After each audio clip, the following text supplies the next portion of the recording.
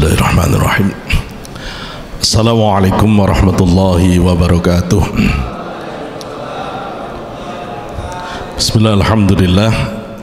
Alhamdulillah haqqa hamdi hamdan hamidin.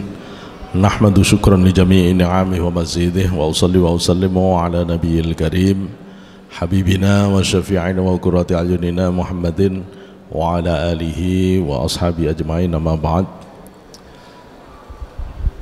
Hadirin yang saya muliakan, sampai dengan jam 9.45 sesi pertama nanti bersama saya, break 15 menit, kemudian lanjut jam 10 sampai jam 11.40. Anda akan bersama saya berdiskusi tentang kajian ilmu akhlak. Yang sesi awal ini kita akan bicara tentang persoalan perilaku, ucapan, dan akhlak, persoalan akhlak. Dan nanti siang kita akan bicara tentang pekerjaan dan rizki, pekerjaan dan rizki dalam perspektif Islam.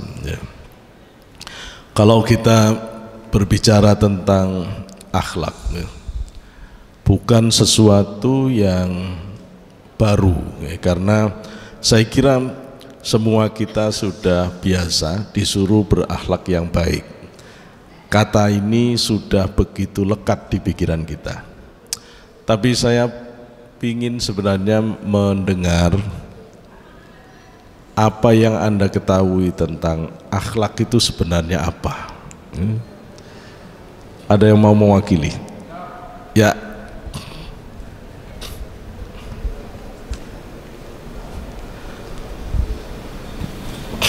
Mas Wahyu, enggak. Bismillahirrahmanirrahim. Assalamualaikum warahmatullahi wabarakatuh. Ya, waalaikumsalam warahmatullahi wabarakatuh.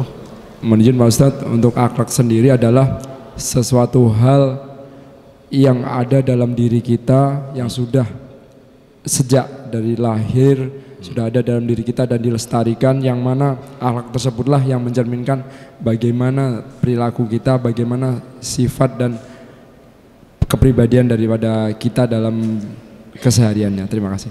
Ya, bagus. Ini kayaknya sudah pernah belajar bab akhlak ini Mas Wahyu ini ya. Ini poin-poinnya sudah tepat nih. Ada yang mau membuat definisi lain? Cukup diwakili Mas Wahyu ya. Akhlak itu kata Ibnu Miskaweh, halun lin nafsi da'iyatul laha ila fa'aliha min ghairi fikrin wala rawiyatin. Halun lin nafsi, keadaan di dalam jiwa. Tadi keadaan di dalam diri, sudah betul ya. Da'iyatun laha ila af'aliha, tapi tadi keadaan dalam diri yang dibawa sejak lahir, yang mulai dari lahir.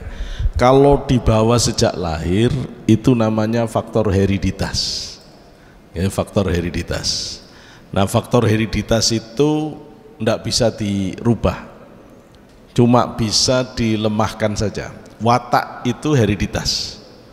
Misalnya ada orang yang wataknya keras, ada orang yang wataknya lembut. Itu orang yang wataknya lembut kalau jadi jenderal ya tetap aja lembut, nggak akan bisa keras gitu loh ya. Orang yang keras kalau nanti jadi kiai ya tetap aja tegas gitu.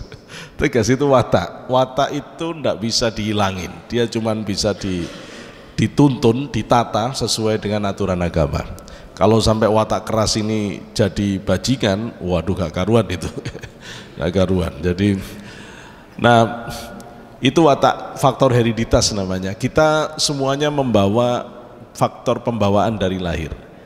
Tapi akhlak itu kombinasi ya, dari faktor hereditas dan faktor lingkungan. Nah, lingkungan yang menentukan juga bagaimana orang itu menjadi baik atau menjadi buruk ya. Rasulullah di dalam hadis menyebut, ma min mauludin illa yuladu alal fitrah fa abawahu ayyuhawidani aw yunassirani aw yumajjisani kama tantajul bahimatu bahimatan jam'aan hal tuhissuna fiha min jada'a. Orang itu terlahir dalam keadaan fitrah, suci, Hanafiyah, condong pada kebaikan, Islam. Orang tuanya lah yang akan menjadikan Yahudi, Nasrani, Majusi. Maka di sini Rasul menunjukkan betapa fitrah itu hereditas, pembawaan. Tapi nanti orang tua akan bisa memberikan pengaruh. Nah, itu lingkungan. Jadi nanti akhlak itu akan dipengaruhi oleh pembawaan dan lingkungan. Tapi saya tidak bahas ke situ, kita fokus ke definisi dulu. Akhlak itu adalah halun lin nafsi, keadaan di dalam jiwa, da'iyatun laha, yang mendorong bagi jiwa itu, ila af'aliha, untuk memunculkan perbuatan, ya, ila af'aliha, untuk memunculkan perbuatan, min ghairi fikrin wala rawiyatin, yang perbuatan itu tanpa dipikir-pikir, tanpa ditimbang-timbang. Itu akhlak. Ya. Akhlak itu unsurnya 3 di dalam definisi itu. 1, dia perbuatan. 2, perbuatan itu ada di dalam diri. 3, perbuatan itu harus spontan, tanpa dipikir-pikir, tanpa ditimbang-timbang. Imam Ghazali lebih detail, beliau menjelaskan akhlak itu sebagai halun ibaratun an hayatin fin nafsi rasihatun anha tasdurul af'al bisuhulatin wa yusrin min ghairi hajatin ila fikrin wa rawiyatin. Ibaratun an hayatin fin nafsi, akhlak itu adalah gambaran dari keadaan yang ada di dalam jiwa seseorang. Tasdurul af'al, di mana perbuatan-perbuatan menyandar pada keadaan itu, bisuhulatin wa yusrin, dengan cara gampang, mudah, min ghairi hajatin ila fikrin wa rawiyatin, tanpa membutuhkan pemikiran, tanpa membutuhkan pertimbangan. Jadi akhlak itu perbuatan yang lahir dari dalam jiwa, yang rasihatun anha, yang sudah dilatih sedemikian rupa sampai mendarah daging, sehingga kalau dia muncul, kata Imam Ghazali, tanpa butuh pikiran panjang, tanpa butuh pertimbangan panjang. Saya ingin mengatakan bahwa apakah semua perilaku perbuatan itu mesti akhlak? Jawabnya tidak. Apakah kalau 3 ciri akhlak tadi ya, 1, perbuatan dibiasakan sampai mendarah daging, mempribadi. Yang ketiga, perbuatan itu lahir tanpa pertimbangan, tanpa dipikir-pikir.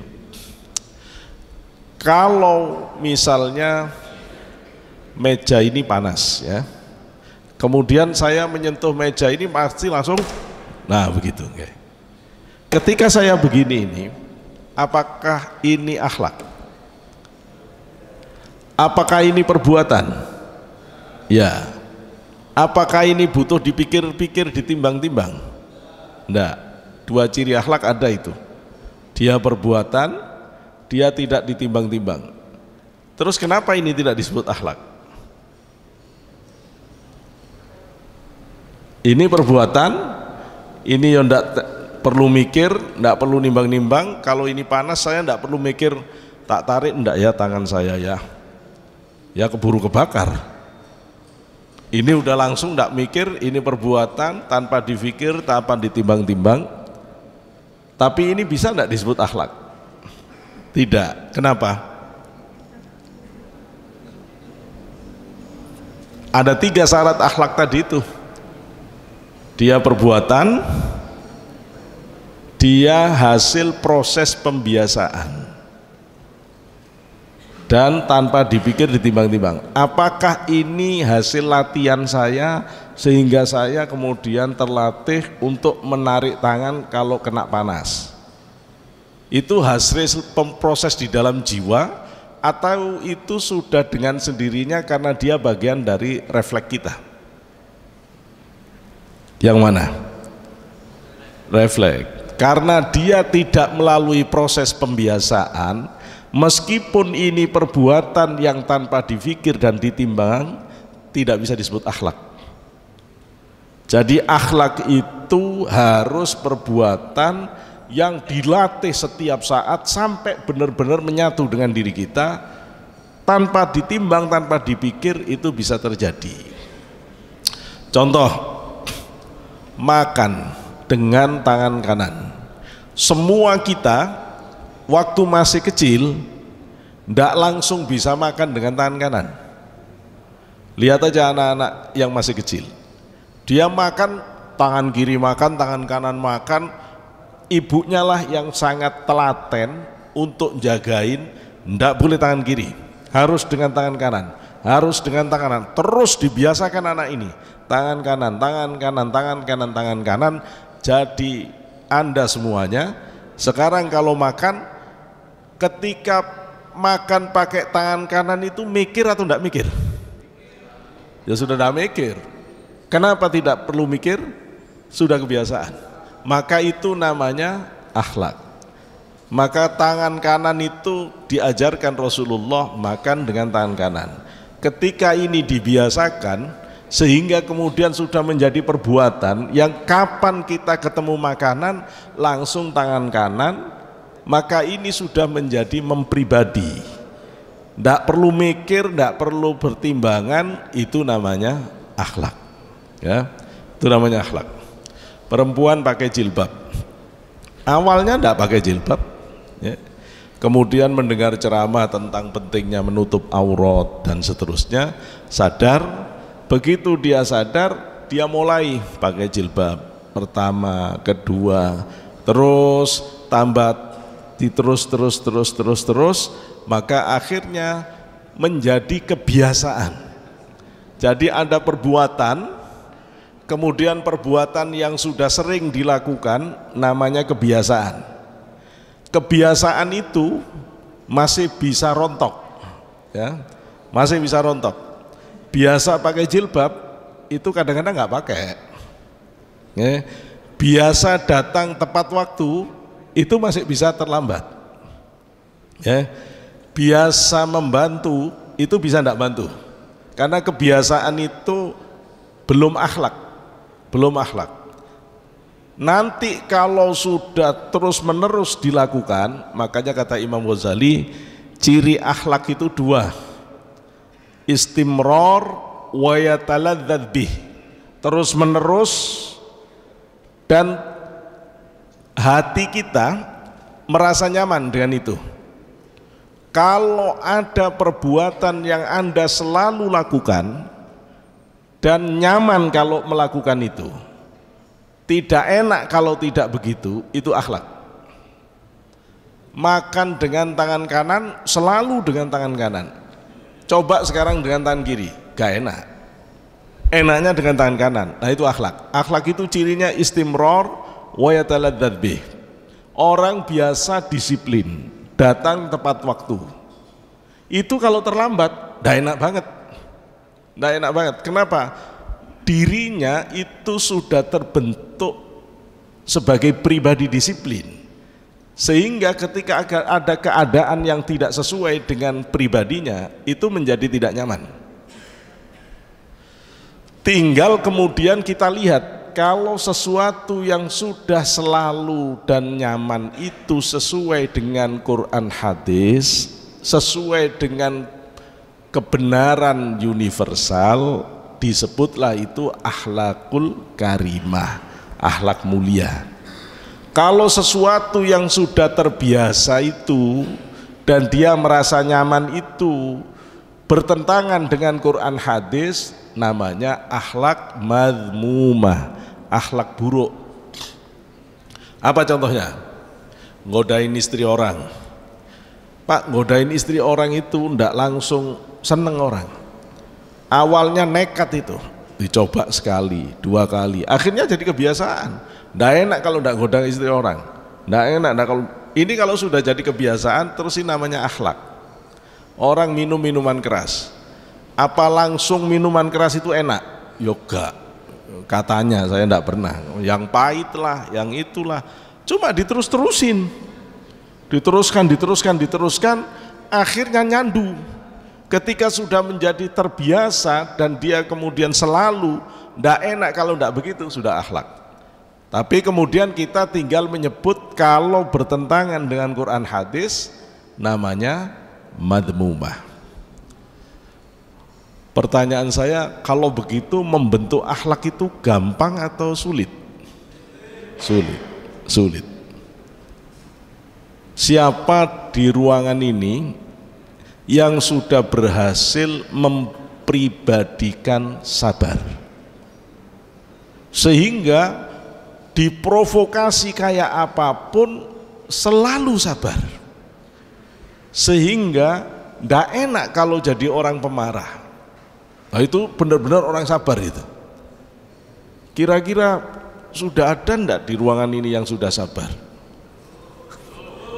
Itu proses yang sangat lama. Karena itu kata Rasulullah di dalam kitab Al-Asma Al-Husna yang ditulis oleh Syekh Mutawalli Asy'arawi, Rasulullah menyatakan Allah itu punya 300 nama khusus yang kalau kamu bisa mencontoh satu nama saja dengan iman yang sempurna, iman yang penuh, dakhalal jannah, masuk surga. Kita itu kalau disuruh jadi orang sempurna, semua sifat baik kita miliki, rasanya berat. Punya satu aja sifat baik, dengan dermawan misalnya. Tapi memang benar-benar dermawan, dermawan. Yang lain sih kadang terlambatan, kadang sih anak malas-malasnya, tapi dermawan. Dermawan, kalau ada temennya makan dia yang bayarin, saya disenengin orang. Asal punya satu sifat baik saja, orang itu pasti bisa disenangi orang. Karena itu kalau punya satu saja itu sudah mempribadi, itu cukup untuk mengantarkan Anda masuk surga. Apalagi kalau punya sifat baik yang banyak. Anda bisa bayangkan betapa hebatnya Rasulullah. Karena Rasulullah itu semua sifat baik itu sudah mempribadi. Sehingga Allah menyebut Rasulullah itu wa innaka la'ala khuluqin azim. Sungguh engkau Muhammad benar-benar di atas akhlak yang agung. Kalau mau lihat sabar ya Rasulullah, mana sabarnya Rasulullah?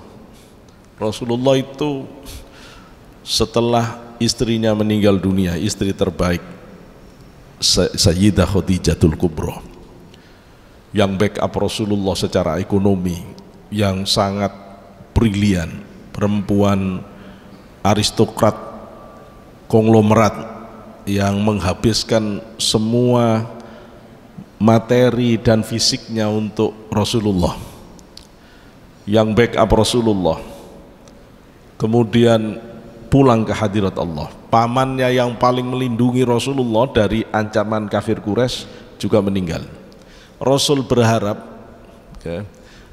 ada tempat lain yang bisa untuk Rasul hidup dengan tenang. Maka Rasul pergi ke Taif. Taif ini daerah yang di situ banyak kerabat Rasul dari pamannya. Dan Rasul dulu waktu kecil dibesarkan oleh Halimatus Sa'diyah juga di daerah Taif. Di sana Rasulullah dakwah 14 hari, wakila 19 hari. Ada yang menyebut 19 hari. Rasul hanya berdua dengan sahabat yang namanya Zaid bin Harisah.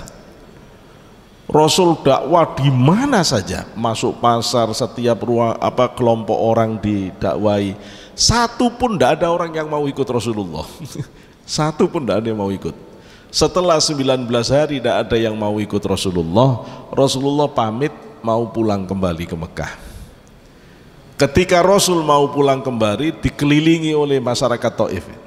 Enak saja pulang, dilempari batu Rasulullah. Kalau bisa pulang selamat silahkan, dilempari batu.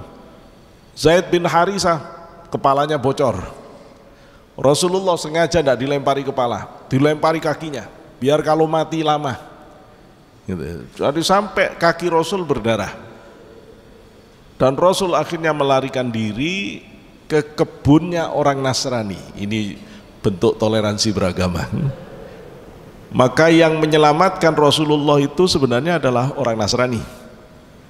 Rasul berada di kebun kurma, kebun anggur milik pendeta, milik orang Nasrani, dan Rasul menyandar di situ.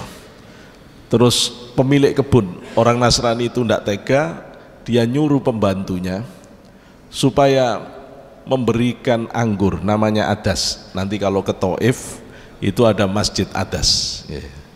Adas ini kemudian, Adas ini budak tapi sebenarnya dia ilmuwan yang sedang mencari nabi yang menurut analisis dia sudah waktunya muncul di daerah Arab. Ini orang pintar sebenarnya, dia orang Persia. Maka ketika ketemu Rasulullah, dilihat semua tanda-tandanya, maka dia yakin ini nabi. Maka Adas pun masuk Islam. Sehingga yang masuk Islam justru budak, bukan orang Taif, dan itu dikenang sekarang ada Masjid Adas di Taif. Rasulullah waktu sudah dihina begini ini, Allah menurunkan malaikat Jibril dan malaikat penguasa gunung. Kemudian malaikat Jibril mengatakan, Muhammad, ada salam dari Allah. Aku datang dengan membawa malaikat penguasa gunung, dia tidak boleh melakukan apapun kecuali atas perintahmu. Maka malaikat penguasa gunung mengatakan, ya Muhammad, aku sekarang oleh Allah tidak boleh melakukan apapun kecuali nunggu perintahmu. In syi'ta damdamtu alaihimul jibal. Kalau kamu izinkan, gunung Taif ini tak ledakkan, biar mati orang yang melempari batu kamu. Kalau kamu mengizinkan, batu-batu gunung ini tak keluarkan, biar pecah kepala orang yang melempari kamu. Kalau kamu izinkan, tak likuifaksi, gunung ini tak robohkan, biar terkubur hidup-hidup mereka ini. Rasul tinggal jawab ya, habis orang Taif. Dan di samping Rasul ada malaikat Allah paling kuat, Jibril, yang dulu mengeruk tanah Sodom, kemudian diangkat mendekati langit dan dibenamkan ke bumi menjadi laut mati sekarang. Sayap Jibril itu bukan bulu, sayapnya Jibril itu permata yang sangat kuat.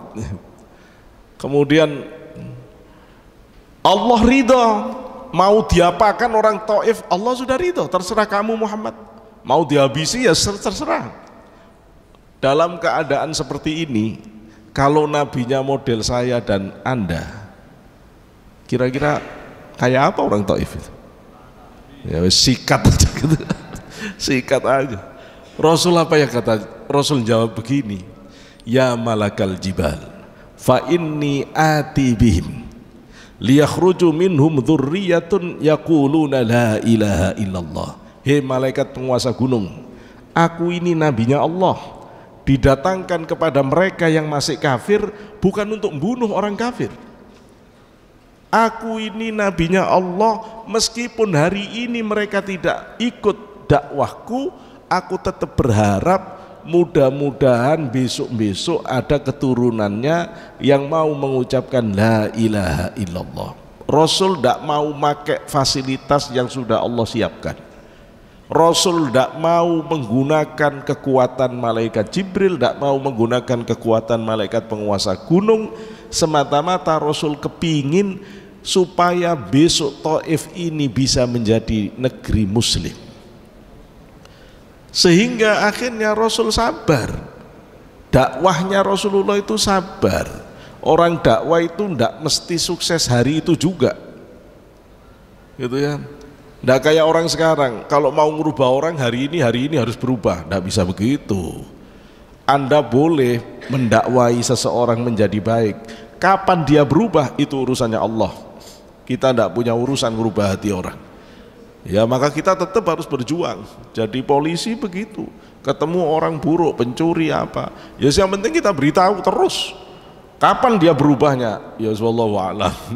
Pokoknya kita beritahu terus. Ya, saya besok ke lapas Napiter di Sentul misalnya. Ya saya kalau ketemu teroris ya tak jelaskan ini Islam ini. Berubahnya kapan? Ya pokoknya tak jelaskan. Ada yang setelah dijelaskan langsung nangis tobat, balik ke NKRI, alhamdulillah. Wah, ada yang ngelawan-ngelawan tidak balik-balik. Ini kayaknya harus dikemplaki Densus kalau gitu itu ya. Jadi memang perubahan itu urusannya Allah, tapi kita itu. Jadi sabar itu hebat di Rasulullah. Semua sifat Rasulullah istimewa dan sahabat itu memiliki sifat-sifat baik. Orang takwa itu cirinya juga akhlaknya baik. Jadi Anda jangan keliru melihat orang yang Islamnya bagus. Orang yang Islamnya paling top itu bukan jenggotnya yang paling panjang.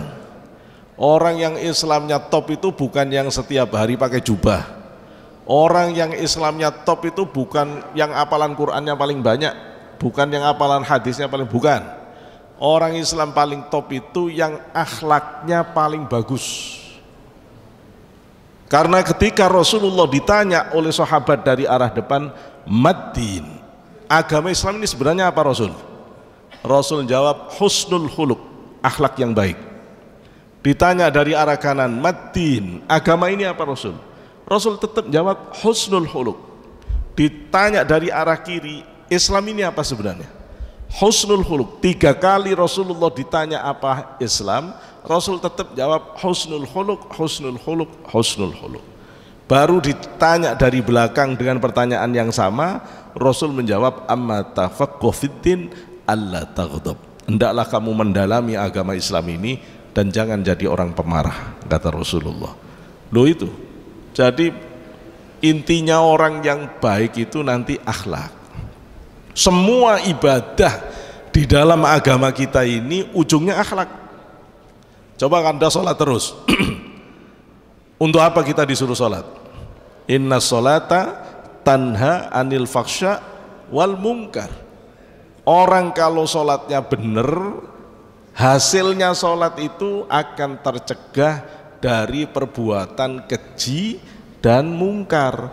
Keji itu perbuatan yang bernuansa seksualitas, mungkar itu perbuatan yang berdimensi merusak, destruktif.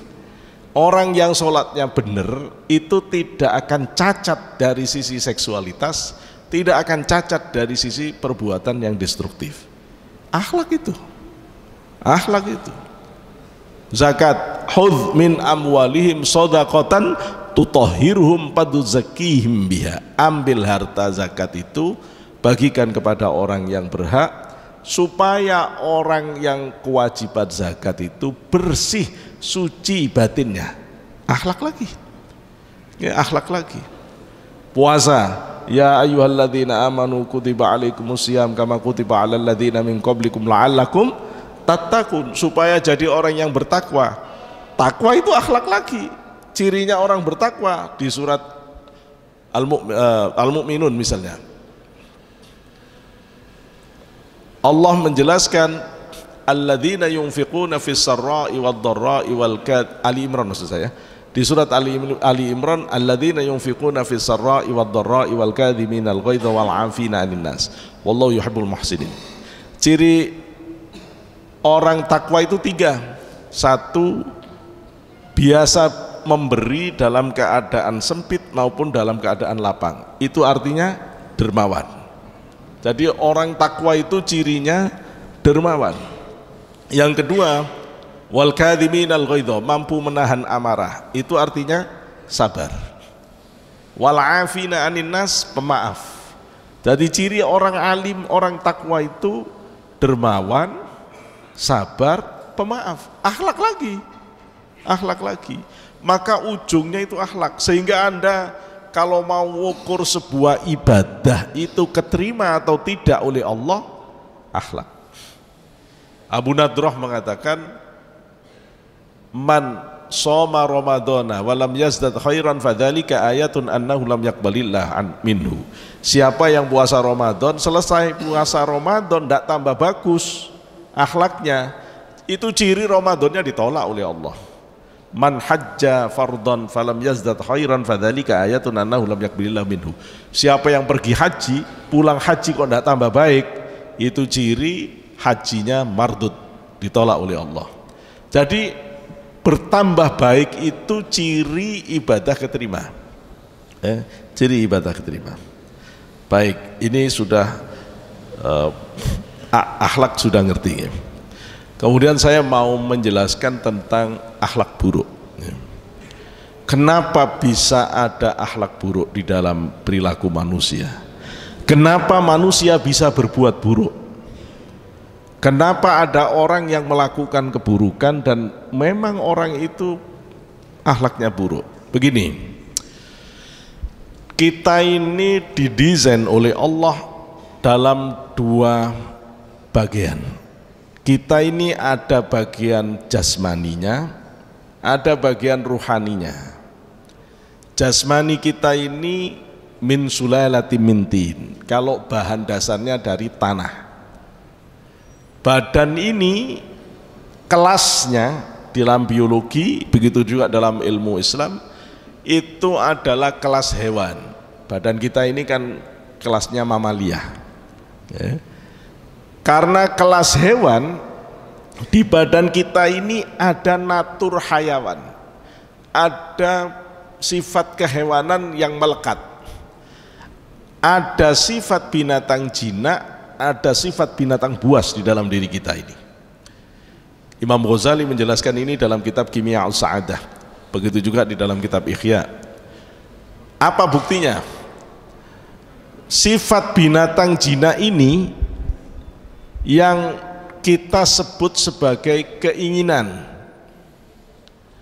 Keinginan itulah yang dalam bahasa Arab disebut nafsu syahwat. Sehingga kita sifat keinginan nafsu syahwat binatang jinak kita ini, sifat dasarnya adalah rakus, tamak, tidak tahu batas. Siapapun itu, anak siapapun terlahir dengan hasrat keinginan yang rakus, tamak, tidak tahu batas. Ini nanti yang menjadi faktor destruktif pada manusia itu ini. Coba tanya laki-laki, ada enggak laki-laki yang enggak kepingin kawin lagi? Enggak normal. Kalau laki-laki enggak kepingin kawin lagi itu enggak normal. Pasti semua laki-laki itu kalau dibebaskan, ya pasti akan kawin banyak, gitu loh ya. Kenapa? Ya karena itu syahwat. Ya. Enggak ada orang pasti begitu. Rasulullah mengatakan syahwat manusia itu, kerakusan manusia itu kalau tidak dihentikan, seandainya dia diberi 2 lembah emas yang sebenarnya dimakan 7 turunan berlipat 7 tidak habis, tetap kok akan dicari lembah ketiga. Manusia itu begitu. Kalau ada 2 serigala yang kelaparan dibanding 1 manusia, lebih rakus 1 manusia, kata Rasulullah. Jadi manusia itu kalau rakus tidak karu-karuan. Maka nanti kalau Anda jadi polisi, jadi pejabat, ketemu orang-orang yang korup, rakus, tidak usah kaget. Ini orang yang tidak pernah diajari mengendalikan hasrat keinginan. Maka dia akan greedy, dia akan rakus, dia akan tamak. Masalahnya mengendalikan hasrat keinginan itu tidak ada di sekolah. Sekolah mulai dari TK sampai S3 itu tidak ngurusin itu. Ya, Anda sekolah SD, SMP, SMA, S1 buat skripsi. Skripsi itu standar berpikir orang level S1, standar akal. Ya. Nanti kuliah S2 standar berpikir level S2 itu tesis. Nanti kalau sudah S3 standar berpikir orang level S3 itu adalah doktoralnya, itu adalah disertasi. Pertanyaan saya, kemana Anda menstandarkan nafsu? Di mana ada lembaga yang ngurusi nafsu orang? Ini nafsunya level SD, ini nafsunya level S1, yang ini nafsunya sudah S3. Tidak ada. Tidak ada. Sehingga jangan kaget kalau kemudian ada orang profesor, doktor tetap rakus, tetap korup. Tidak usah kaget. Ada jenderal kok tetap korup, rakus, tidak usah kaget. Gitu loh ya. Ada orang katanya sudah pejabat tinggi ini kok tetap korup, tidak usah kaget. Karena dia tidak pernah diajari menahan diri dari hasrat keinginan yang rakus itu. Kita semuanya terlahir dalam kerakusan itu. Ya, yang rakus itu tidak cuma, semua orang terlahir rakus, tamak, tidak tahu batas. Hanya siapa yang paling cepat menahan diri dari kerakusan, itulah yang paling cepat menjadi orang baik. Kalau orang tidak pernah belajar menahan diri dari kerakusan, selamanya dia dalam keburukan. Selamanya dalam keburukan. Itu jiwa itu sifat binatang jinak yang disebut nafsu syahwat. Nafsu syahwat itu akan kelihatan ketika kita berhadapan satu makanan minuman. Anda kalau mau melihat seberapa nafsu syahwat saya ini destruktifnya, lihat aja kalau kita lagi lapar ketemu makanan. Nanti ketahuan itu siapa yang masih ingat kawan, siapa yang tidak ingat kawan. Ya, kalau orang makan masih ingat kawan, itu orang baik. Tapi kalau kemudian mentang-mentang lapar dihabiskan sendiri, nah ya udah ketahuan, ya, berarti dia masih liar. Nafsu syahwat itu akan kelihatan ketika berhadapan dengan pangkat jabatan. Orang bisa berebut menghalalkan segala cara. Nah itu. Saya tidak mau panjang-panjang, Anda udah bisa nganalisis itu.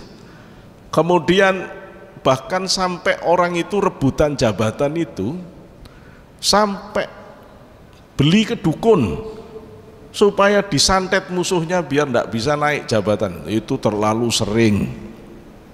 Maka saya mengingatkan Anda kalau nanti mau jadi pejabat apa, tidak bisa Anda tidak rajin ibadah itu.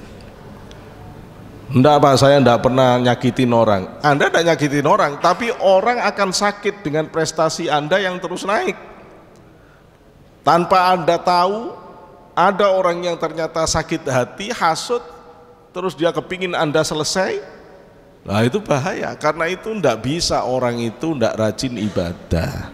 Rasulullah sudah ngajari, ba'da subuh, baca ayat kursi, supaya kamu terjaga dari segala ilmu hitam yang tidak benar dari subuh sampai maghrib. Maghrib baca lagi ayat kursi supaya kejaga dari maghrib sampai subuh. Minimal ba'da subuh, ba'da maghrib itu wiridan. Jangan tidak wiridan kayak orang sekarang. Pelajarannya cuma takbir yang benar, rukuk yang benar, selesai sholat pelencing, tidak pernah wiridan. Apa dah orang sekarang? Ya wiridan, akhirnya kalau kemasukan jin bingung di ruqyah. Zaman saya nggak ada ruqyah itu. Orang udah rajin wiridan semua. Nggak ada orang kemasukan jin gitu ya. Jadi jaga diri. Yang kedua, yang terakhir, syahwat itu akan kelihatan ketika orang berhadapan dengan lawan jenis. Laki-laki ketemu perempuan. Perempuannya pas dengan yang dia selera, yang seneng. Di situ akan kelihatan Anda orang takwa atau Anda orang yang liar. Itu akan kelihatan. Ketika saya diberangkatkan dengan teman-teman, padahal dari kampus Islam, dosen-dosen kajian Islam, shortcourse di Melbourne University. Begitu ketemu perempuan-perempuan cantik tidak pakai baju, no, baru sekarang ketahuan siapa yang imannya kuat, siapa yang tidak kuat. Ya. Kalau masih di atas sajadah di dalam masjid, semua orang alim. Ya, semua orang alim. Ya, alim itu nanti kebukti kalau sudah ketemu di lapangan, orang buka-buka aurat, mata kita masih bisa nunduk, alim itu. Kalau sudah ada perempuan ngejar-ngejar, ngerayu-ngerayu, kita tidak peduli, baru alim. Ya, baru alim. Semua kita akan diuji dengan itu oleh Allah untuk membuktikan bahwa kita ini benar kualitas imannya itu layak masuk surga atau enggak. Ya. Dan Anda harus siap itu. Ya. Siap itu. Begitu jadi polisi tambah tinggi jabatannya, itu semua perempuan di jalan senyum-senyum itu. Ayo. Itu kalau ndak kuat-kuat imannya, iman kuat Pak Imron nggak kuat, ya Imron harus kuat juga gitu loh ya, harus kuat, ndak bisa begitu itu. Kenapa? Karena ini bagian dari kendali diri. Nah yang kedua, ada sifat binatang buas di dalam badan kita ini, itu disebut ghadabiyah. atau disebut nafsu amarah, emosi. Semua kita ini terlahir dengan membawa daya marah, emosi.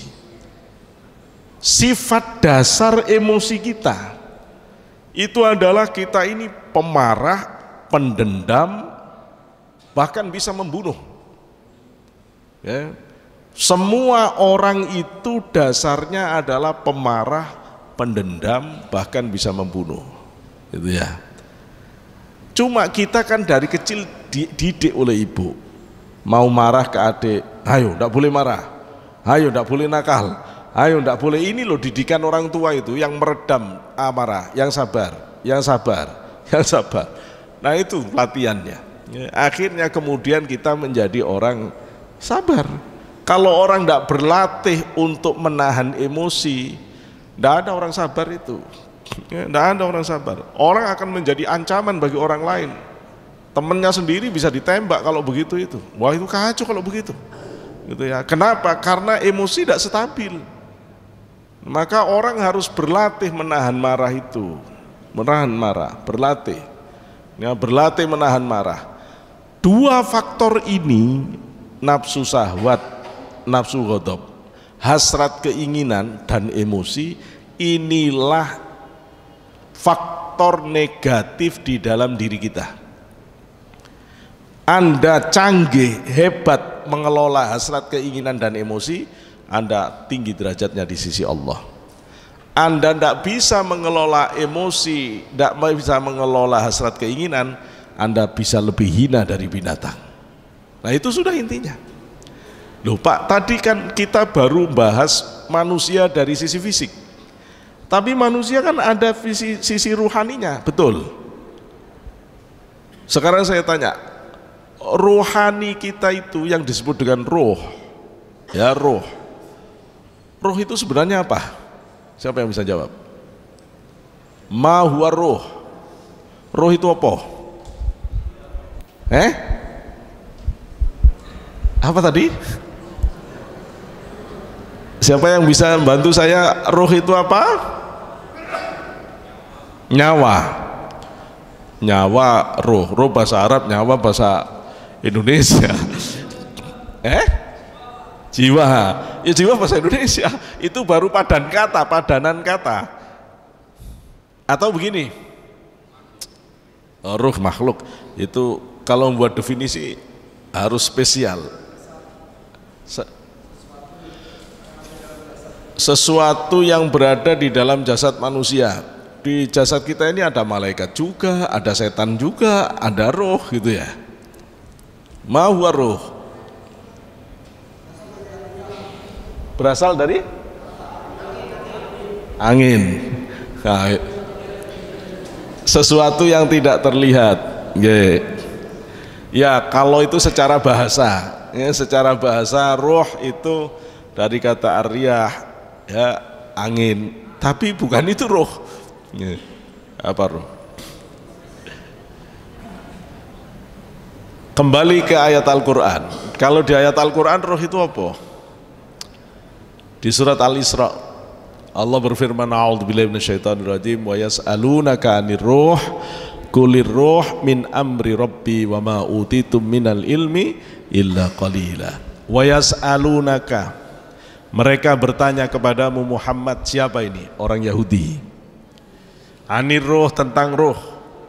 Qul, jawab Muhammad, ar-ruh min amri rabbi. Ruh itu adalah urusan Tuhan. Jadi kita bisa tahu enggak roh itu apa? Enggak, itu urusan Tuhan. Enggak begitu, ya. Enggak begitu.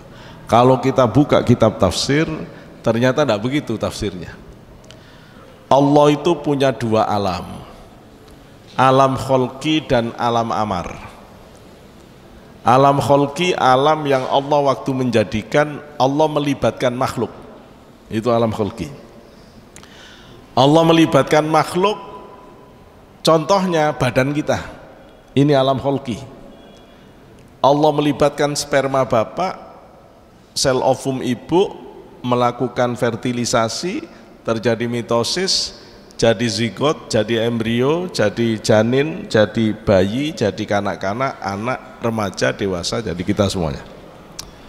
Maka di situ ada sharing dari orang tua laki-laki dan perempuan. Kadang hidungnya kayak bapaknya, matanya kayak ibunya, kupingnya kayak bapaknya, dan seterusnya. Nah, Allah menjadikan kita itu melibatkan makhluk, itu namanya alam kholqi. Tapi ada alam yang Allah tidak melibatkan makhluk waktu menciptakan. Allah sendiri. Dan Allah menciptakan alam itu dari perintah. Idza arada syai'an ayyakun kun fayakun. Kalau Allah menghendaki alam itu ada, Allah akan mengatakan jadi, jadi. Roh itu dari jenis alam ini. Saya tanya, memang bapak ibu Anda yang membuat roh?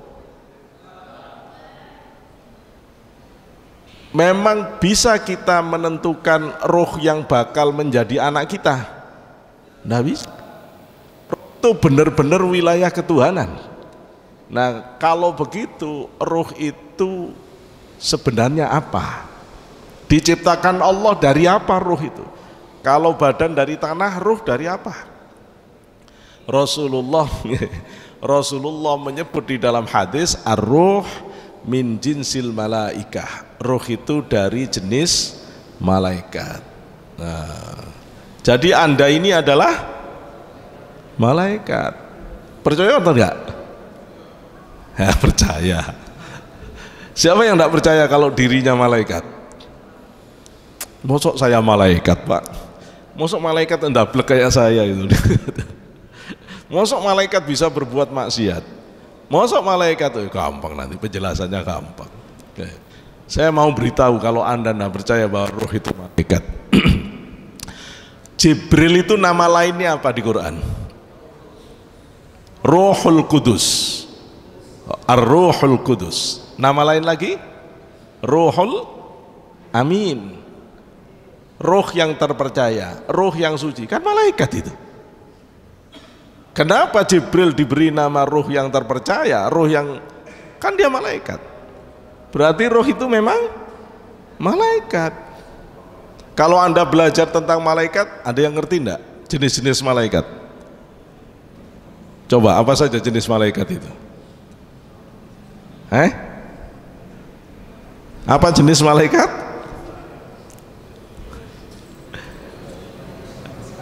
Kalau Jibril, Mikail itu nama. Kalau jenis malaikat itu ada yang di bumi, namanya malakul ardi, dia selalu di bumi. Ada malaikat yang di langit, namanya malaikat malakus samawat, malaikat di langit. Ada malaikat yang menjaga pintu-pintu langit, namanya malaikat bawwabus samawat. Ada malaikat yang menyangga arsy-Nya Allah, hamalatul arsy. Ada malaikat yang selalu tinggal di arsy, namanya malaikat, ini malaikat paling istimewa, malaikat karubiyun. Tapi di atas malaikat karubiyun, top levelnya malaikat itu adalah malaikat ruhaniyun. Ruhaniyun jamak, mufradnya bentuk plural, bentuk tunggalnya ruhani. Ruhani itu siapa? Ya Anda, jasmani, ruhani. Berarti kamu malaikat bukan? Tapi saya bingung, Pak, kalau memang malaikat kenapa berbuat maksiat? Anda pernah dengar kisah Harut Marut di dalam Quran? Malaikat waktu zamannya Nabi Sulaiman, langit itu dibuka oleh Allah. Ketika malaikat itu melihat kelakuan manusia, malaikat itu protes ke Allah. Ya Allah, tuh manusia itu sana zina, sana membunuh, kelakuannya seperti yang dulu kita udah ragukan. Allah kemudian menantang, siapa di antara kalian yang siap saya jadikan manusia? Tak kasih badan seperti manusia, ada syahwatnya, ada marahnya. Itu ndak ada yang berani maju kecuali 3 pimpinan malaikat. pimpinannya ini. Begitu maju, diberitahu oleh Allah, nanti kamu hidup di dunia, saya kasih badan laki-laki, kamu boleh melakukan apa saja kecuali 4. 1, tidak boleh musyrik. 2, tidak boleh zina, tidak boleh membunuh. 3, tidak boleh zina. 4, tidak boleh minum khamr. Tidak boleh musyrik, tidak boleh bunuh, tidak boleh zina, tidak boleh minum khamr. Cuma 4 tok. Tidak disuruh sholat, tidak disuruh zakat, tidak disuruh puasa. Gampang banget kan? Cuma 4. Cuma 4. Apa yang terjadi? Yang 1 mundur, tidak kuat. Bahaya ini. Yang 2 maju. Ini Harut dan Marut. Maka dia diberi badan laki-laki, diturunkan menjadi manusia di Babilonia. Zamannya Nabi Sulaiman. Zamannya Nabi Sulaiman. Terus diuji oleh Allah dengan perempuan yang sangat cantik. Kalau orang Surabaya tidak cantik, cuantik. Cuantik. Nah itu namanya Zahra, namanya Zahra. Kecantikannya itu seperti bintang kejora dibandingkan bintang yang lain. Karena itu bintang kejora itu bahasa Arabnya Zahra, Venus, Zahra. Karena dia yang menyebabkan jatuh cintanya malaikat, maka nanti Venus itu mitosnya menjadi Dewa Amor, gitu ya, Dewi Amor. Itu Israiliyatnya. Begitu malaikat ini Harut Marut melihat kecantikan Zahra, itu mulai bangkit syahwat. Begitu bangkit syahwat, 2 malaikat ini saling menutup-nutupi. Tapi tambah lama ndak kuat, akhirnya sama-sama ngomong, kok kita dulu jadi malaikat ngelihat perempuan nggak ada rasanya, kok sekarang jadi begini. Akhirnya terus dua-duanya mengatakan, saya kita ngomong ke Zahra, yuk kita ini butuh Zahra. Akhirnya dia datangi Zahra, aku ndak kuat ngelihat cantikmu, ya, tolong layani aku. Kata Zahra, gampang, sebentar ya. Dia ambil patung, dia kasih patung di depannya, kamu nyembah ini dulu, kalau kamu mau nyembah ini tak layani. Kata malaikat, wah ini dosa paling gede ini, tidak berani saya, kalau terlalu gede kalau harus musyrik. Dia pulang, tidak jadi. Pulang setelah melihat kecantikan Zahra dari dekat, membuat 2 malaikat ini sudah tidak bisa lagi. Kebayang-bayang terus Zahra, akhirnya terus mengatakan, ayo balik, udah wis kafir, musyrik, yang penting dapat Zahra. Zahra tahu 2 orang ini udah nekat. Kata Zahra, kamu sebenarnya tidak harus musyrik, kamu bisa milih kok untuk tak layani, musyrik atau ambil tetanggaku 1 bunuhin, atau minum khamr. Terus kata 2 Harut Marut ini, wah ini kayaknya yang paling kecil dosanya mabuk ini, ya wis aku minum khamr aja. Dikasih khamr. Wong dia ndak minum khamr aja udah keblinger ngelihat Zahra. Dia minum khamr, semakin ndak bisa mengendalikan diri, jatuhlah perzinahan. Begitu dia menzinai Zahra, tetangganya tahu, dia malu, dibunuh tetangganya. Maka oleh Allah dibuka langit, malaikat disuruh melihat. Tuh lihat, malaikat kalau tak jadikan manusia, belum genap 1 hari semua dosa sudah dilakukan. Anda tahu, meskipun ruhani kita ini dari jenis malaikat yang istimewa, tapi tarikan nafsu syahwat, nafsu amarah itu sangat destruktif. Maka kalau orang tidak bisa mengendalikan hasrat keinginannya, tidak bisa menahan emosi amarahnya, orang itu tetap hilang unsur kemalaikatannya, tetap seperti binatang akhirnya. Itu loh sebabnya kenapa orang itu bisa jadi jelek. Tapi kalau Anda tahu orang yang hebat di dalam mengelola hasrat keinginan, orang yang hebat di dalam mengelola amarahnya, dia melebihi malaikat. Itulah waliullah, itulah kekasih-kekasih Allah, itulah para nabi, itulah para rasul. Nabi bukan tidak punya syahwat. Dalam konteks syahwat, Nabi melebihi orang biasa syahwatnya, sehingga Allah hadirkan perempuan banyak untuk Nabi, karena memang Nabi beda. kualitas syahwatnya. Fisiknya Rasulullah itu 40 kali orang terkuat. Jadi kalau misalnya sekarang ini Mike Tyson, Rasulullah 40 kali Mike Tyson. Anda bisa bayangkan itu.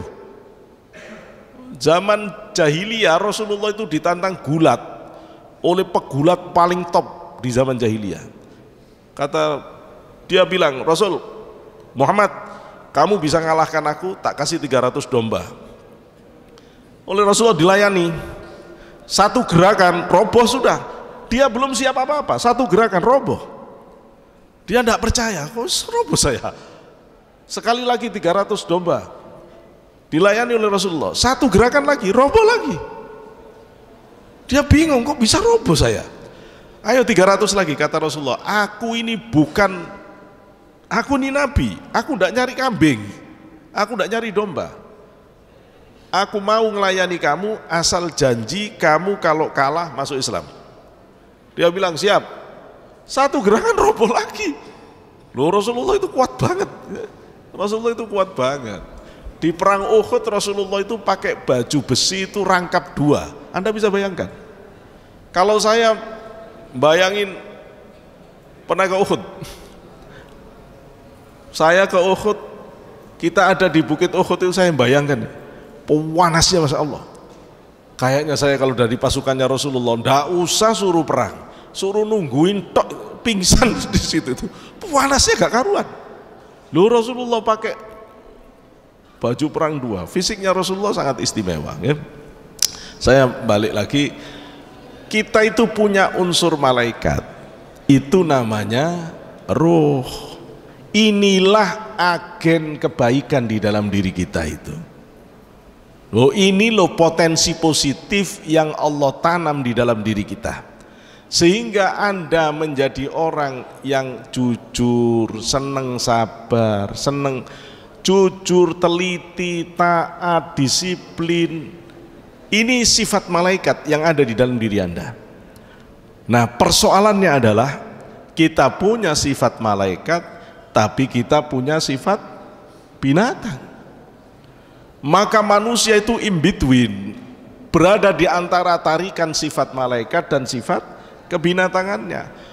Bagus Anda mengkooptasi sifat binatang sehingga kekuatan malaikat itu menuntun kebinatangan, orang soleh namanya. Kalau sampai sifat kebinatangan ini mengkooptasi sifat kemalaikatannya, ya lebih hina dari binatang namanya. Ya itulah akhirnya wujudnya manusia. Sehingga Anda melihat manusia itu ada yang sebenarnya binatang, bahkan lebih jelek dari binatang. Ada yang sebenarnya dia malaikatnya Allah. Begitu. Itu rahasia kenapa ada orang baik, ada orang buruk. Kalau lebih didetailkan, di dalam diri kita itu ruhani itu ada akal, ada nafsu, ada kolbu. Kan ada malaikat juga Pak, ya. Ada setan juga, ya. Rasul mengatakan fil qalbi lammatun minal malak ya'adu bil khair wa tasdiqum bil haq. Fama wajada dzalik falyahmadillah wa lammatu min adu ya'adu bisyarr wa takdzibun bil haqq. Fama wajada dzalik falyasta'id billah minasyaitonir rajim. Summa tala qauluhu ta'ala asyaitanu ya'id a'udzu minasyaitonir rajim asyaitanu ya'idukumul faqra wa ya'murukum bil fakhsha. Rasul mengatakan di dalam dirimu itu ada 2 pembisik. Ada sumber ide, 2 sumber ide. 2 pembisik itu, yang satu itu adalah dari malaikat. Cirinya bisikan dari malaikat itu selalu mengarahkan i'adum bil khair. Tujuannya itu selalu baik. Wa tasdiqum bil haq, sesuai dengan kebenaran Quran hadis. Kalau Anda punya ide di dalam diri kita, yang ide itu Anda pikir ujungnya bakal baik, terus dilihat dari Quran hadis sesuai dengan kebenaran Quran hadis, itu artinya Anda sedang mendapatkan ilham dari malaikat. Jadi jangan kayak orang tidak tahu naik gunung Tapa, kenapa? Nyari ilham. Ilham itu mulai bangun tidur kamu udah dapet. Begitu melek terus Anda pikir, wah saya belum sholat malam, saya tak sholat malam. Saya kepingin sholat malam itu awalnya didorong oleh malaikat itu sudah. Saya mau wudhu, saya mau sholat, saya mau ngaji dulu. Itu malaikat, itu ilham. Ini cara Allah membimbing orang yang soleh untuk terus lurus di jalan Allah dengan diberi ide-ide baik yang datang dari malaikat yang ada di dalam dirimu. Tapi pada saat yang sama di dalam diri kita itu juga ada lammatum minal adu, kata Rasulullah. Ada pembisik dari musuhmu, setan. Ciri bisikannya setan, i'adum bisyar. Kalau Anda bayangkan, Anda pikir ide ini ujungnya bakal rusak, terus bertentangan dengan kebenaran. Maka kalau kita punya ide yang ujungnya bakal rusak, bakal jelek, yang ujungnya bakal menghancurkan nama baik kita, kemudian itu bertentangan dengan Quran hadis, Anda harus hati-hati. Ini setan, jangan diikuti. Nah, orang alim itu harus mampu membaca sejak dari dalam dirinya. Anda kalau mau jadi orang baik yang sebenarnya harus bisa merasakan sumber ide yang di dalam diri. Kalau itu buruk, buang. Kalau itu baik, ambil. Kalau Anda selalu begini, insya Allah lurus hidupnya. Ya. Selalu itu yang jadikan ukuran. Ya. Selalu itu yang dijadikan ukuran. Kemudian saya ingin masuk kepada sifat-sifat buruk. Sifat-sifat buruk itu banyak, disebut penyakit ruhani. Quran menyebut fi qulubihim maradun fazadahumullahu marada walahum adzabun alim bima kanu yaksibun. Orang munafik itu hatinya sakit dan Allah akan menjadikan dia tambah sakit karena perbuatan mereka, kemunafikan mereka. Oke, sifat buruk itu di Islam disebut penyakit. Ya, penyakit. Sifat buruk itu banyak. Dan tentu tidak cukup waktu kita membahas sifat buruk itu.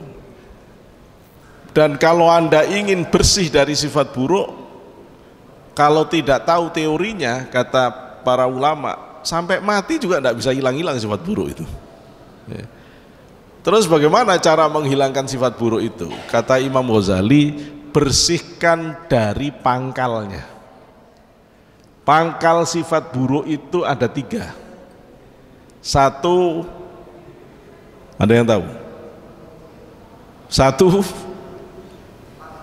al-hasad, dengki.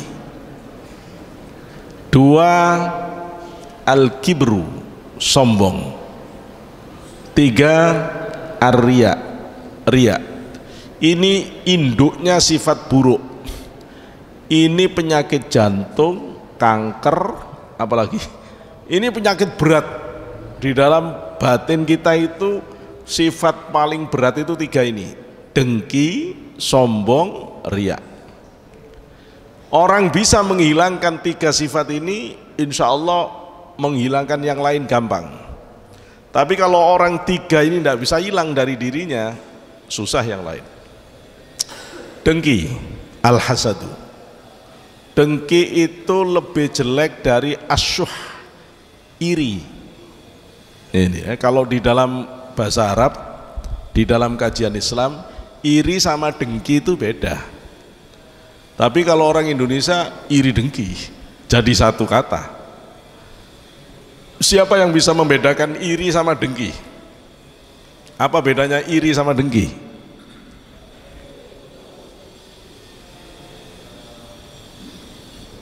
Iri dengki itu sumbernya dari awalnya kalau masih kecil dari bakhil.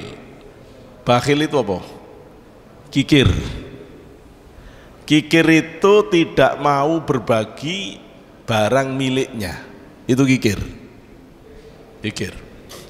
Nanti kalau lebih buruk namanya syuh, iri. Iri itu bukan tidak mau membagi miliknya, lebih dari itu, dia tidak terima kalau ada orang lain dapat bagian lebih. Padahal bukan dari dia, tapi iri. Ada orang naik pangkat duluan, stres. Ada orang dapat rezeki lebih banyak, stres. Ada orang, ini orang iri. Orang yang irian itu tidak akan bisa bahagia. Padahal irian sudah nggak ada, yang ada Papua, gitu ya. Oh masih irian aja. Orang yang irian itu tidak akan bahagia, kata Imam Ghazali. Orang yang iri itu mu'adzabun abadah, selamanya dia akan teraniaya dalam hidup ini. Karena setiap kita ini dicipta Allah dengan satu keistimewaan masing-masing. Semua kita punya keistimewaan. Kalau Anda tidak bisa rela dengan keutamaan yang Allah berikan pada orang lain, ya selamanya stres terus hidup itu. Kita itu harus yakin setiap kita udah punya jatah rizki masing-masing, setiap kita punya jalan hidup masing-masing, yang jatah hidup kita tidak akan bisa diambil orang lain, kita juga tidak akan ngambil jalannya orang lain. Harus kuat itu imannya. Kalau katanya Sunan Kalijogo apa? Le iya masa ora, oleh ora masa iya. Le kalau iya masa enggak, kalau enggak masa iya. Gitu. Jadi orang enggak bingung, enggak bisa iri. Lebih jelek dari iri namanya dengki. Loh, dengki itu kayak apa? Dengki itu kepingin kenikmatan orang lain hilang berganti menjadi miliknya. Nah, itu dengki. Itu di atas iri. Kalau iri cuma nggak terima aja. Tapi kalau dengki, nggak cuma nggak terima, kenikmatan orang lain itu harus hilang. Gitu loh ya. Ya Allah, kalau bisa dia jangan pernah sukses ya Allah, biar aku tok aja yang sukses. Oh, dengki itu. Dengki itu tidak boleh. Kalau ada orang lain jabat, gimana caranya dia tak jatuhkan supaya saya yang menjadi penggantinya. Ah, ini dengki namanya. Ini penyakit berat. Ini tidak boleh ada di dalam diri kita. Kita harus belajar menghilangkan sifat dengki, iri, bakhil. Yang kedua, al-kibru, sombong. Sombong itu lebih berat daripada ujub. Ujub itu bangga diri. Kok bangga diri tidak boleh di Islam?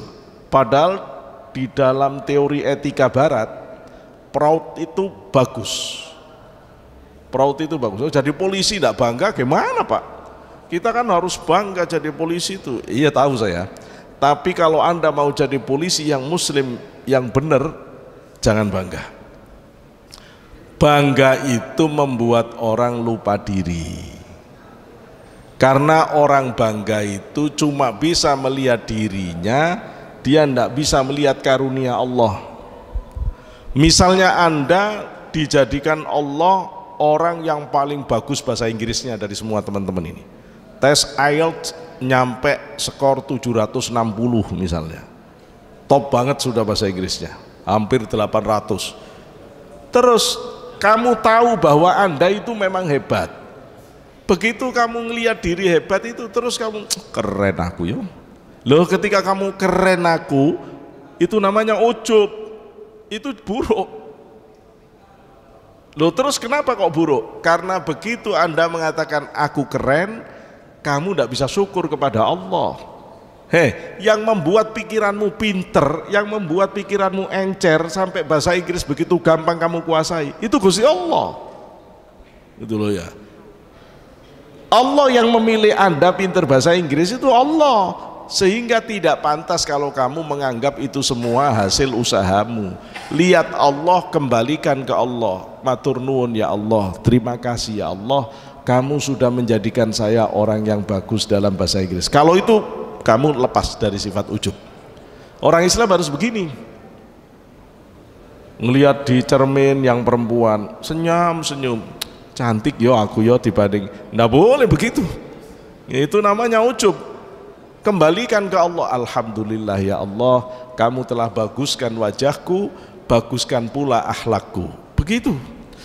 Maka kita lepas dari ujub. Di atas ujub namanya sombong. Kalau orang sombong itu seperti apa? Ya apa kalau orang sombong itu? Sombong itu batrul haq wa ghamtin nas. Sombong itu cirinya ndak bisa nerima saran orang lain. Nah itu hati-hati.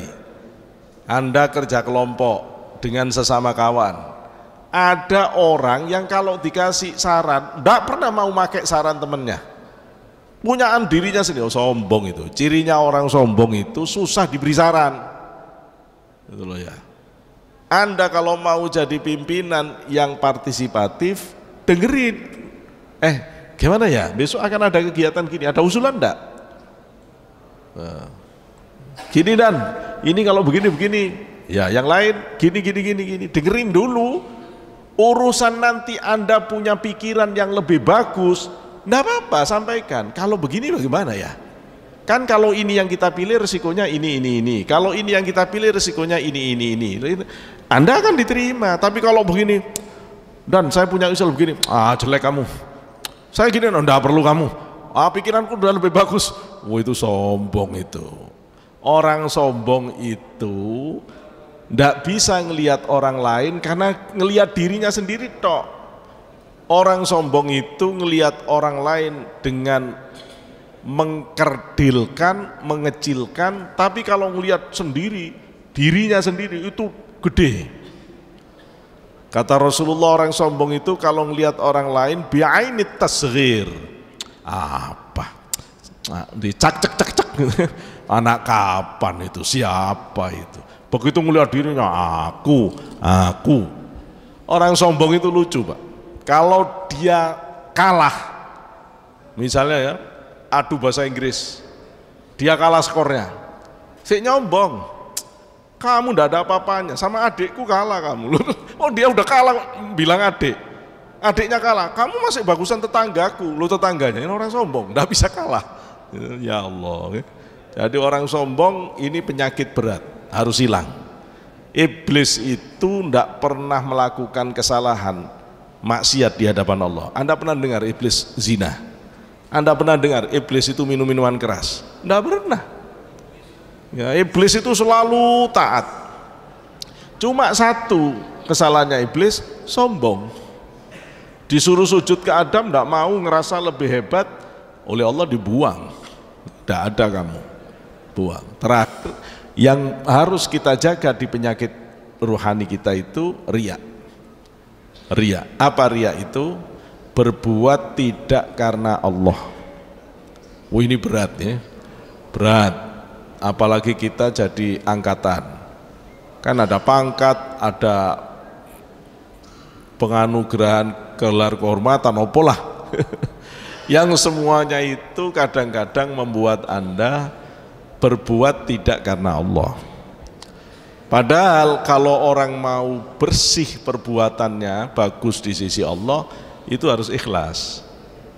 Tapi begini ya, mungkin saya kasih tipnya para ulama yang masih ini. Beliau mengatakan begini, ciri riya itu apabila di dalam hati kita ada dua motivasi, ada dua alasan dalam melakukan perbuatan. Ya, seperti saya ceramah, niat karena Allah, satu. Yang kedua, niat supaya dapat banyak subscriber, gitu ya. Lah niat karena Allah itu abadi, niat karena dapat subscribe itu fana, tidak abadi. Ini namanya riya. Kapan ada dua niat yang mendampingi niat karena Allah, itu berarti riya. Lah terus caranya bagaimana? Kata para ulama, tekan niat yang selain Allah itu ditekan. Saya mau tugas, saya mau menjalankan tugas karena Allah. Tapi kan di situ dapat uang juga. Ya, tapi saya tidak mikir uang. Itu ditekan dulu, yang karena uang ditekan bismillah karena Allah. Udah. Itu termasuk awal ikhlas. Itu termasuk lepas dari riya.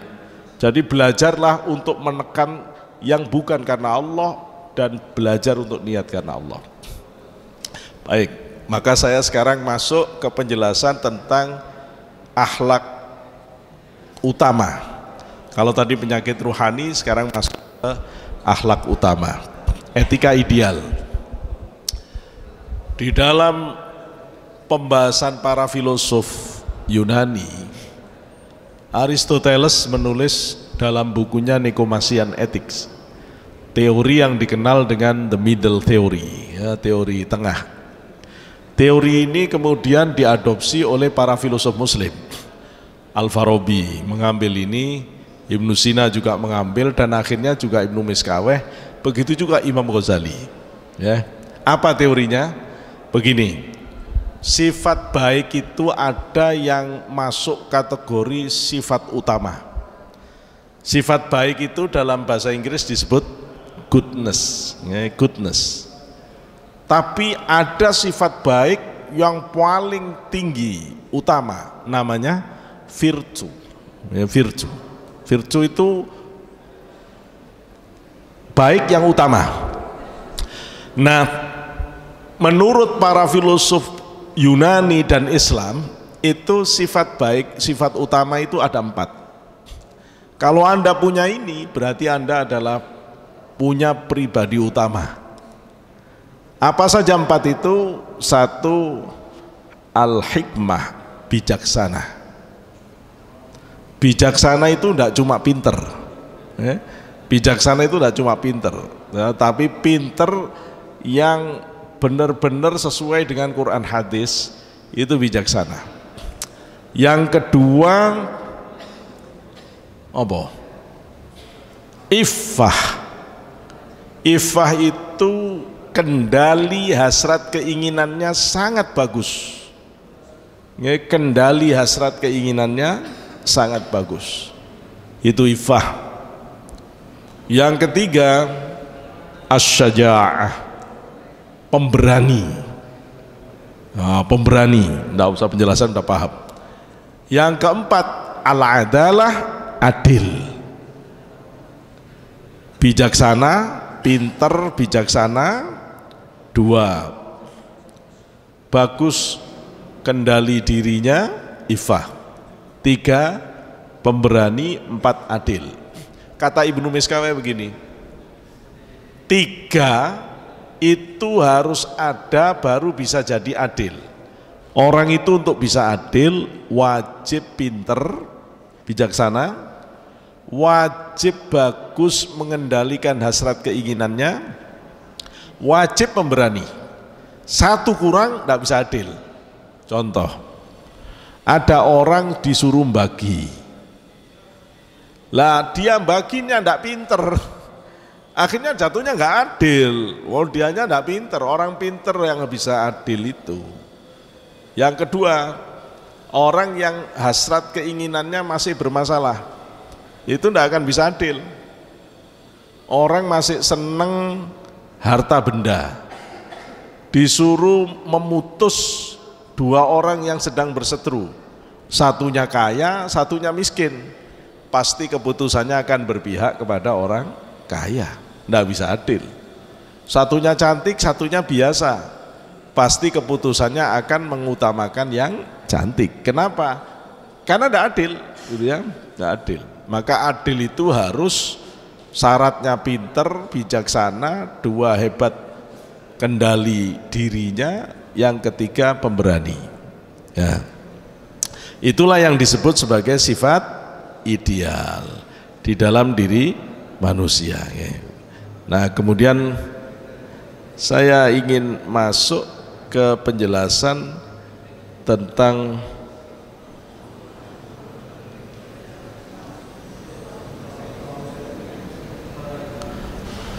persoalan ucapan. Begini, untuk menjadi orang yang baik itu memang bisa ditakar dari ucapannya. Ucapan itu di dalam kajian Islam itu termasuk perbuatan yang harus dipertanggungjawabkan. Sehingga kata Fudail bin Iyad, kalau orang itu, ya, saya sambil berdiri ya, biar tidak capek juga duduk ya. Kalau orang itu menganggap bahwa ucapan yang dia ucapkan itu adalah perbuatan yang harus dipertanggungjawabkan besok di akhirat, maka tidak mungkin orang itu sembrono di dalam ucapannya. Ya. Tapi kalau orang itu belum ngerti bahwa ucapan itu bakal dipertanggungjawabkan, orang itu seenaknya ngomong. Ya. Seenaknya ngomong. Hati-hati kalau bahasa kita, peribahasa kita, mulutmu harimaumu. Orang yang salah ngomong, ya dia harus nerima akibatnya. Tapi sekarang tidak cuma mulutmu, tapi jarimu harimaumu. Sampai ngetik keliru, nge-share keliru, resiko bisa kena undang-undang IT, kemudian ITE, kita bisa bermasalah, gitu ya, bisa bermasalah. Jadi betul bahwa ucapan ini harus kita jaga. Sopan santun kita di dalam ucapan itu menentukan harga diri kita di hadapan manusia dan di hadapan Allah. Karena itu kita harus bisa menjadi orang yang bagus ucapannya. Tapi kan ucapan itu sebenarnya kan refleksi dari keadaan batin. Ya, kalau orang itu keadaan batinnya kotor, pasti ucapan-ucapannya kotor. Maka Anda kalau ngelihat orang diajak ngomong, ngomongannya itu jorok-jorok terus.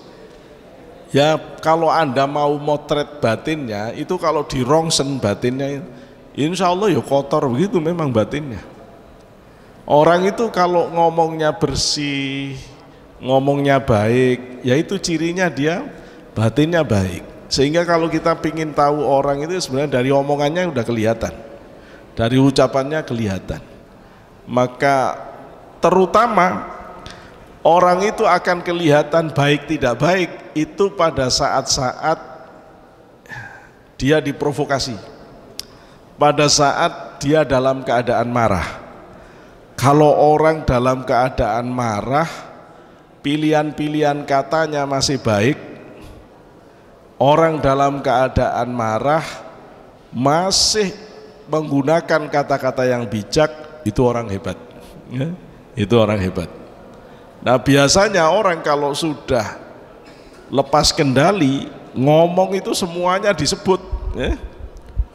Nah kalau ada orang marah, kemudian yang disebut kok kebun binatang, maka sebenarnya dia sedang menunjukkan dirinya bahwa dirinya tidak berbeda dengan yang di kebun binatang itu. Ya, tidak berbeda dengan yang di kebun binatang itu. Maka menjaga omongan itu termasuk hal yang harus kita lakukan. Ya, ucapan-ucapan yang baik itu penting untuk kita biasakan supaya kita menjadi pribadi yang baik dan pribadi yang terhormat. Baik, saya kira saya sudah menghantarkan tentang akhlak, kemudian perbuatan dan ucapan. Kalau ada hal yang mau ditanyakan supaya tidak one way traffic communication, supaya ada dialogis dengan Anda semuanya, saya persilahkan kalau ada yang ditanyakan. Silakan, Mas. Cokro. Oh ya, Kondro, ya. Kondro. Silakan Mas. Bismillahirrahmanirrahim. Izin Pak, saya mau bertanya Pak. Yeah. Ini tadi masalah ruh. Bahwasanya kan saya Condro ini kan wadah Pak. Saya ini kan wadah. Warga. Saya ini kan wadah. Oh iya betul. Saya ini kan wadah. Condro ini kan bukan apa-apa, wadah aja.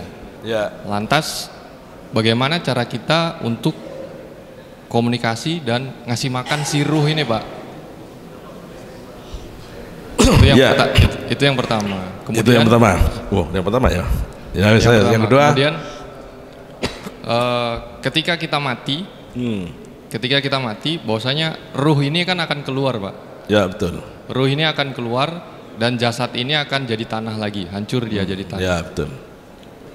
Tapi kenapa banyak orang takut mati Pak? Padahal nanti bakal ujung-ujungnya juga bakal mati. Yeah. Ketika kita nanti sudah akhir waktunya ditentukan untuk mati, karena yang hidup pasti akan mati, kata Allah kan demikian Pak. Inna sholati wa nusuki wa mahya wa mamati lillahi ta'ala. Sesungguhnya semuanya untuk Allah. Ketika kita dibangkitkan nanti, Pak, ketika kita dibangkitkan nanti, itu kita dibangkitkan menggunakan jasad ini atau ruh saja? Ya. Apakah jasad ini juga ikut dibangkitkan atau ruhnya saja dibangkitkan? Ya. Dan yang menerima siksa nanti itu jasad atau ruh? Ya. Apakah ruh merasakan rasa sakit itu, Pak? Bagus. Jadi dua pertanyaan, Pak, izin, Pak. Ya. Terima kasih, Pak. Bagus, Mas Condro, ya. Oke, ini pertanyaan bagus. Yang pertama, badan ini kan wadah. Wadah itu dalam bahasa Arab madhar. Madhar, memang madhar, wadah. Badan ini wadah. Yang menggunakan badan ini adalah ruh. Nah, ruh itulah sebenarnya yang mengendalikan badan kita ini. Mau diapakan, mau bagaimana, ya ruh yang mengendalikan. Ruh yang mengendalikan. Kalau kata ulama tafsir di dalam kitab tafsir Mafatihul Ghaib yang ditulis oleh Imam Fakhruddin Ar-Razi yang biasa dipanggil Fakhrur Razi. Beliau ketika menafsirkan ayat Quran, Allahu yatawaffal anfusu hina mautiha ila akhir ayat. Allah menyempurnakan jiwa saat kematiannya dan Allah mengembalikan saat dia dalam tidurnya. Beliau mengatakan begini, sesungguhnya pertalian antara ruh dan jasad itu ada 3. Jadi ruh itu terikat dengan jasad dengan 3 pertalian. Itu kalau lagi tidur, kata Imam Fakhrur Razi, yang 2 putus, yang 2 diputus oleh Allah, tinggal 1. Kalau Allah putus 3-tiganya, itu yang disebut Allah menyempurnakan. Ya, maka hilang, tidak bisa nyambung lagi. Gitu. Nyambung lagi, itu roh. Nanti saya akan masuk ke sini lagi di pertanyaan kedua. Pertanyaannya adalah, bagaimana kita memberi makan roh supaya roh kita kuat, supaya roh kita tidak lemah. Betul, roh itu kayak badan. Roh itu butuh makan, roh itu butuh minum. Roh itu bisa kuat dan roh itu bisa lemah. Ya. Kalau rohnya tidak pernah dikasih makan, ya rohnya pasti kurus kerempeng, lemah. Ya, kalau rohnya tidak pernah dikasih minum, ya pasti rohnya kehausan. Lantas apa makanan roh? Makanan roh itu adalah ibadah. Sholat, ngaji, zikir, sholawat, itu makanan roh. Anda tahu kenapa zikir, wirid itu beraneka macam. Ada subhanallah, ada alhamdulillah, ada la haula wala quwata illa billahil aliyil azim, la haula wala malja'a minallah illa ilaih, Allahumma sholli wa sallim ala sayyidina Muhammad. Ada banyak sekali wirid zikir itu, kok macam-macam. Karena tubuh kita membutuhkan energi, gizi ruhani dari berbagai wirid ibadah itu. Seperti halnya badan membutuhkan berbagai gizi dan vitamin dari berbagai jenis makanan. Kenapa Allah menjadikan ada apel, ada jeruk, ada mangga, ada macam-macam? Ya karena kita ini punya sifat bosenan. Kalau nggak dirupakan macam-macam, nggak bisa nanti badan ini terlayani dengan baik. Sehingga vitamin C saja Allah harus titipkan di banyak. Ada yang di jeruk, ada yang di wis macam-macam Allah kasih itu supaya kita mau memakannya. Sama ruhani kita itu, nggak bisa kalau hanya dikasih, kalau badan yang penting kan makan nasi, saya minum air putih, ya bosen kan. Yang penting kan sholat wajib, nggak usah sholat sunnah juga nggak apa-apa, nggak usah zikiran juga nggak apa-apa. Itu kayak orang yang penting makan nasi putih, udah. Loh, nggak bisa begitu. Ya, ruhani kita ini butuh energi yang lain, butuh zikir, butuh ngaji Quran, butuh sholawatan. Semua itu akan menjadikan ruh ini tambah kuat karena makanan itu. Maka kalau ngaji Anda sedang memberi makan ruh, kalau sholat Anda memberi makan ruh, Kalau sholawatan Anda memberi makan roh. Nanti akan kelihatan roh yang kuat itu ketika menghadapi ujian. Semua orang akan dicoba oleh Allah. Ada orang diputus pacarnya langsung bunuh diri. Berarti lemah rohnya. Wong perempuan itu loh banyak. Wong ndak dikarpi perempuan satu aja kok stres. Yang lain loh banyak. Mbok yo milih yang lain selesai. Gitu loh ya. Orang kok sempit banget cara berpikirnya. Gitu loh ya. Jadi kenapa begini? Ya karena rohnya lemah. Ya, rohnya lemah. Kalau rohnya kuat ndak begitu. Kokoh roh kuat. Anda lihat Rasulullah. Saya membayangkan ujian Rasulullah itu kita udah ndak kuat ya. Anda pernah ndak membayangkan kalau orang diancam bunuh oleh satu orang di komplek itu, misalnya kita tinggal di komplek X, terus ada orang di kompleks X itu satu orang cuma, itu memang jengkel kita mau bunuh kita. Kira-kira Anda akan bisa tenang atau tidak tenang? Diancam bunuh satu orang aja kita bisa stres, itu bisa pindah rumah, tidak mau tinggal di situ. Anda bisa bayangkan bagaimana beban psikologis Rasulullah diancam oleh seluruh masyarakat kafir Quraisy Mekah yang semuanya mau bunuh Rasulullah. Bayangkan kayak apa itu stresnya. Tapi Rasul itu pribadi yang kuat, tidak kemudian down karena itu semuanya, enggak. Rasul kuat itu loh. Kenapa kuat? Karena ibadahnya hebat. Ya itu pertama, makanan roh itu ibadah. Minumnya, roh itu kalau minum apa yang diminum? Minuman roh itu adalah ilmu yang manfaat, ilmu yang bisa menuntun orang itu ke hadapan Allah Subhanahu wa ta'ala. Kalau Anda ketemu orang yang bisa nuntun batin Anda ke hadirat Allah, itu hidup itu rasanya jelas, ketemu arah. Untuk apa kita hidup ini? Sehingga kerja semangat jelas arahnya. Tapi kalau orang itu tidak ketemu kiai, tidak ketemu ulama yang bisa bimbing batinnya ke arah Allah, lama-lama hidup itu bingung. Cuma nyari uang, pulang pergi, musuh gini tok hidup itu. Seperti orang tidak punya arah. Ya hidup itu akhirnya cuma banyak-banyakan mobil, banyak-banyakan tanah, banyak-banyakan rumah. Ya hidup kok cuma begitu tok. Setelah sudah punya rumah 30, punya mobil 5, punya tanah berhektar-hektar, mati tidak ada yang dibawa. Kata para ulama, tidak ada orang yang lebih goblok dari orang yang cuma kerjaannya menumpuk sesuatu yang kemudian dia tinggalkan. Kalau tidak orang bodoh apa? Dia numpuk-numpuk terus ditinggal mati.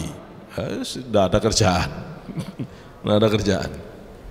Maka memberi makan roh dengan ibadah, memberi minum roh dengan taklim, dengan ngaji orang yang bisa nuntun ke hadirat Allah. Kalau dua itu Anda dapatkan, fa insyaallah roh itu akan kuat dan roh itu akan segar. Ya bersyukur Anda di tempat ini Anda diajarkan tentang persoalan akhlak begini, yang semuanya ini termasuk cara kita minum, rohani kita minum ya. Makanya yo ngaji, yo sholat, ya tetap harus ada kajian. Tapi milih kajian hati-hati, harus ahlu sunnah wal jamaah ya. Harus ahlu sunnah wal jamaah. Ahlu sunnah wal jamaah itu cirinya akidahnya Asy'ariyah, Maturidiyah, fikihnya bermadhab, jangan ikut orang yang tidak bermadhab ya. Akhlaknya ikut Imam Ghazali, Imam Junaid al-Baghdadi ya. Nanti lain kali kita bahas lebih detail. Tapi itu cirinya ya. Di mana ada orang alim ngaji ke dia, nah kita ikut ngaji, kayak gitu aja. Itu pertama. Yang kedua, nanti kalau kita meninggalkan roh ini pisah sama badan. Sekarang saya mau mengklirkan dulu apa sebenarnya mati itu. Mati itu apa sih mati itu? Orang barat menyebut mati itu selesainya urusan, jadi ya wes selesai, tidak ada apa-apa, selesai. Di Islam enggak. Mati itu adalah yadkhuluna minad dar ilad dar. Mati itu proses bergantinya alam. Kita keluar dari alam dunia masuk ke alam barzah. Dulu Anda sebelum masuk ke badan, di mana ruh itu berada? Di alam ruh.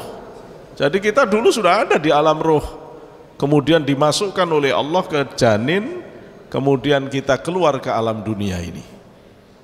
Tapi kita sudah dijanji di dalam hadis riwayat Imam Bukhari Muslim. Di situ Rasulullah menjelaskan, inna ahadakum yujma'u khalquhu fi batni ummihi arba'ina yawman nutfatan ila akhiril hadis. Bahwa orang itu dibentuk, kata Rasulullah, di dalam rahim ibunya periode per 40 hari pertama bentuknya masih cairan, nutfah. 40 hari kedua itu sudah berbentuk daging. Kemudian 40 hari ketiga itu sudah embrio, 40 hari kedua itu zigot, 40 hari ketiga itu sudah embrio. 40 berarti kali 3 120.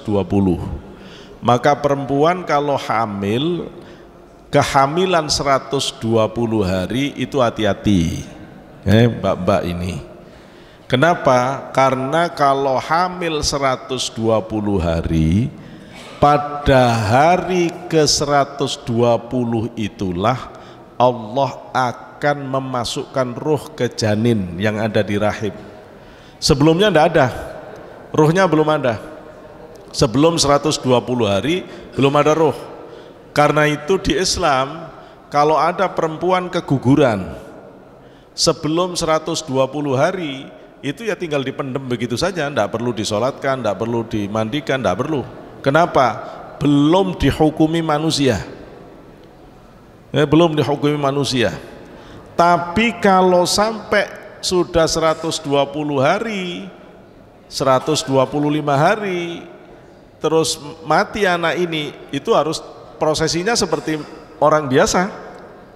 Ya dia harus dimandikan, dia harus dikafani, dia harus disolati, dia harus dikubur secara layaknya manusia. Harus sudah. Kenapa? Karena sudah ada ruh. Sudah ada ruh itu 120 hari. Pas 120 hari Allah memasukkan ruh ke jasad, itu Allah menetapkan beberapa hal. Pertama, Allah menetapkan batas waktu penggunaan badan, umur. Allah sudah menetapkan Sodik ini akan umur berapa, Anda umur berapa, itu ada. Jadi badan kita ini digunakan oleh roh itu sudah ada kontraknya. Setiap nafas yang kita hela itu adalah detik-detik dari pemakaian waktu itu. Setiap kita ulang tahun berarti 1 tahun berkurang jatah itu. Tiba waktunya, maka mau tidak mau, seneng tidak seneng, pasti orang itu akan berpisah. Maka mati itu tidak ada urusan sama sakit, tidak ada urusan sama tabrakan, tidak ada urusan sama ditembak. Mati itu ketetapan Allah karena sudah waktunya selesai penggunaannya. Cuma sebabnya saja kadang melalui ditembak, kadang melalui tabrakan, kadang melalui penyakit. Tapi sebenarnya mati dan sakit sesuatu yang berbeda. Banyak orang sakit tak mati-mati, banyak orang mati tidak pakai sakit. Berarti mati tidak ada urusan sama sakit.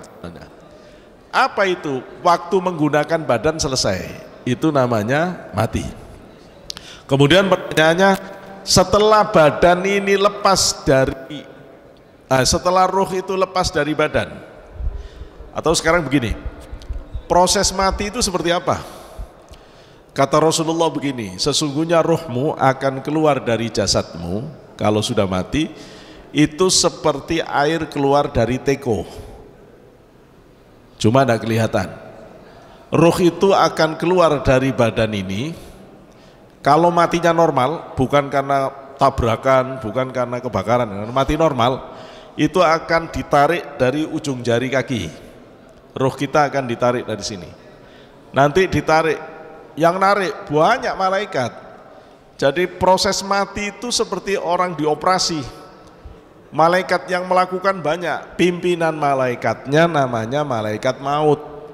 Jadi malaikat maut itu cuman pimpinannya, kayak kepala kepolisiannya gitu loh ya, bukan polisinya kan banyak, anak buahnya banyak gitu. Malaikat maut juga begitu.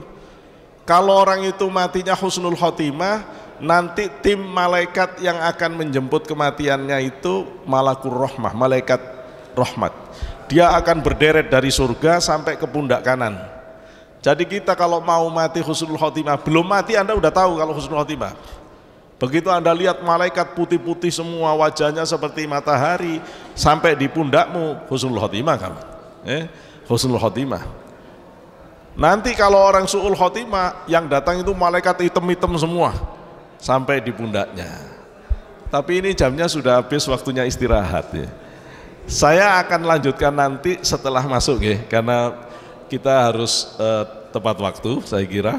Jadi saya mohon maaf untuk kisah lepasnya ruh dari badan ini akan saya lanjutkan nanti di jam 10 ya, ketika kita masuk saya akan mulai dengan menjawab pertanyaan Mas Cokro yang kedua. Sementara ini kita cukupkan sampai di sini, istirahat 15 menit, nanti jam 10 kita akan ketemu lagi. Wa akhiran wallahul muwaffiq ila aqwamit thoriq. Wassalamualaikum warahmatullahi wabarakatuh.